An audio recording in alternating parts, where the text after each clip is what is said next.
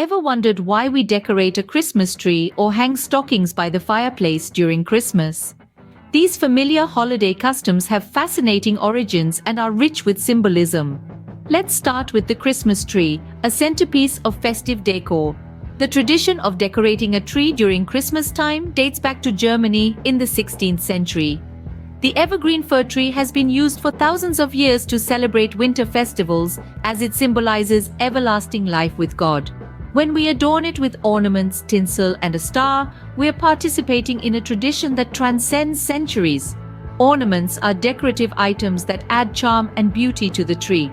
Tinsel is a type of decorative material that mimics the effect of ice or snow, and the star placed at the top represents the Star of Bethlehem, which guided the three wise men to baby Jesus. Moving on, have you ever thought about why we hang stockings by the fireplace?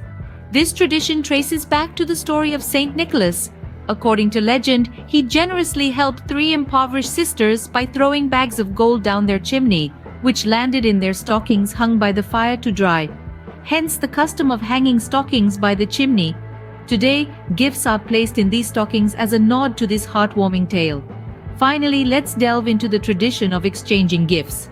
This practice commemorates the gifts given to baby Jesus by the three wise men. When we exchange gifts, we're not just sharing presents but also love, kindness, and goodwill.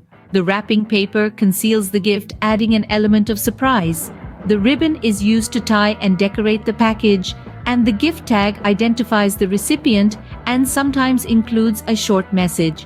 So next time you decorate a Christmas tree, hang a stocking, or exchange gifts, remember the rich history and significance behind these beloved traditions. And with that, we wish you a Merry Christmas filled with joy, love, and of course, vocabulary learning.